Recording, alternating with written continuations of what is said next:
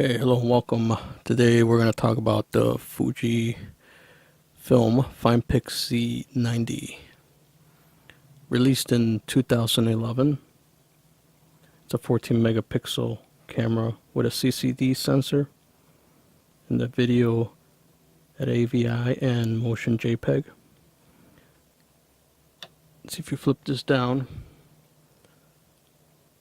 We have the Fujinon lens and the flash.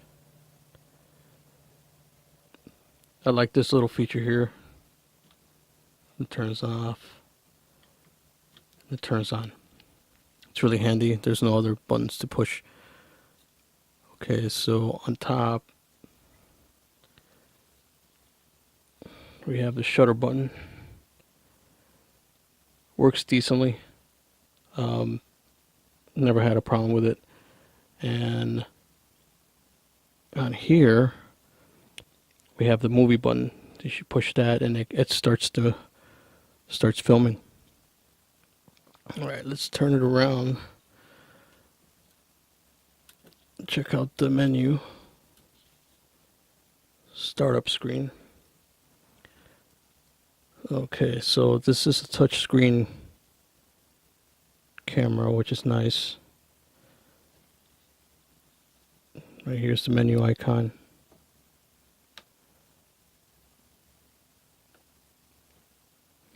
And there's your shooting menu for pictures. It's all your regular settings: exposure, ISO, image size, image quality, fine pix color, white balance, continuous, face detection, and setup. I'm not going to go through all of them, but there's your movie quality, best framing, which is basically it makes an outline grid on your screen to help you take a picture. Let's go to the movie quality. This is the movie quality here. This will be the AVI mode right here, which you can do 22 minutes 6 seconds, and then I have it set at HD, and you can only do 8 minutes. Here's the downside to that. When you're doing movies, as I found out, it eats up your battery life quite a bit. So as far as movies are concerned, if you're trying to film, you better have at least 3 batteries, because it does eat up your battery life quite a bit. Alright, so if you touch the display icon here, it'll give you different displays. So you can have it without any information, or you can have it with information, so it's totally up to you. This is your playback button, and this is your little camera icon. Now if you touch that, that will take you into the mode where you can check whatever you have on your SD card. So you can see I already got some pictures in here. Now once you're in that review mode, you can hit the display button and it'll tell you more information.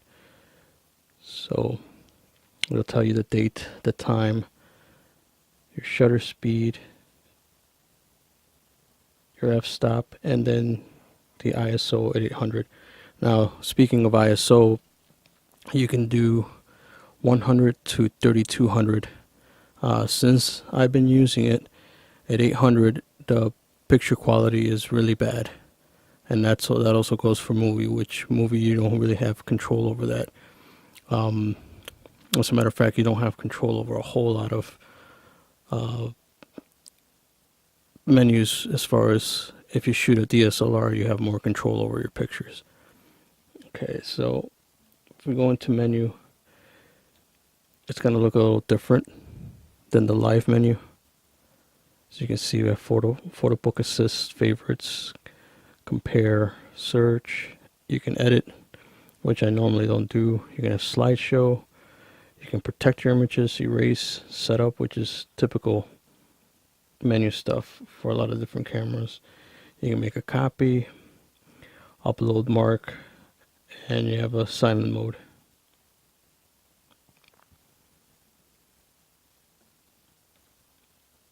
Okay, another thing to note here is that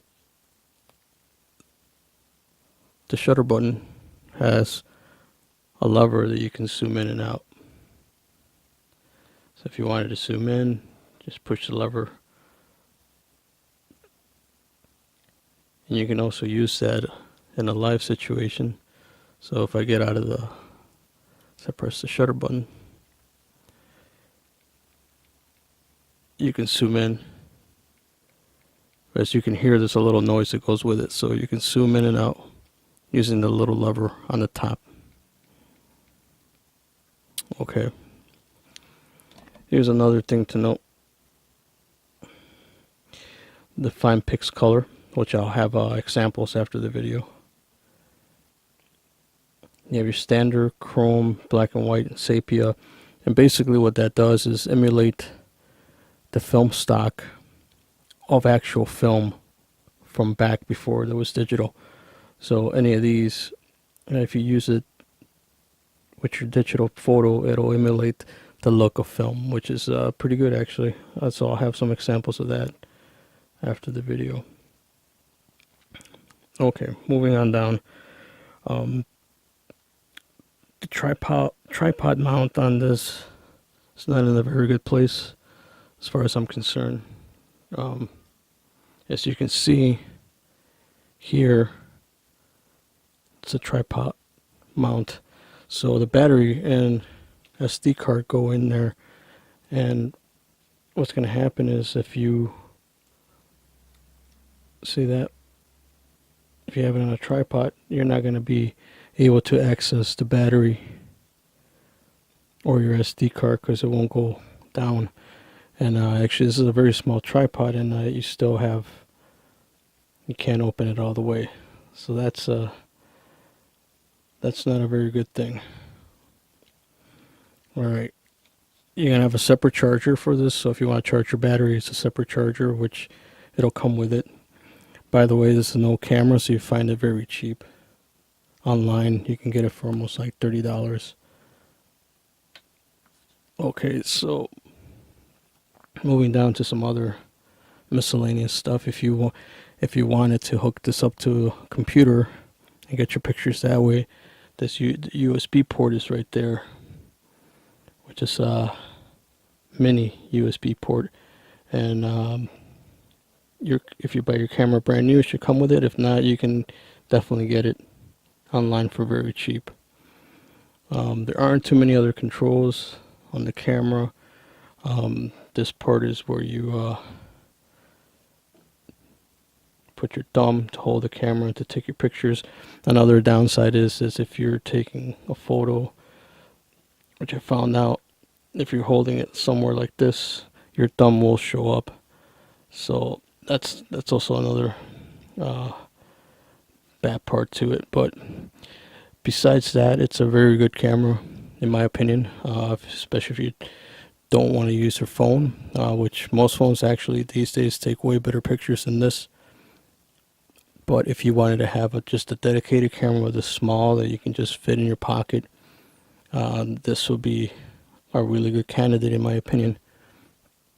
Alright, stay tuned. I'll have some examples of the different film stock and just a few other small pictures, and I'll probably come back and do a video to showcase the video capabilities. Alright, thanks for watching. Okay guys, here it is. As promised, here is the film stock emulation for the Fuji Finepix camera. This is the one called Standard. And next one we have one called Chrome. And I try to use a lot of different colors and some good contrast. Okay, the next one, this is a black and white, which I really like. And then finally we have sepia. Okay, I didn't adjust any of these pictures. These were the JPEGs that came straight out of the camera. Alright, thanks a lot for checking out the video, and I will have another review with some street photos taken with this camera as well as some videos. If you got any questions about the video, leave them in the comments below and I'll be happy to reply. Thanks.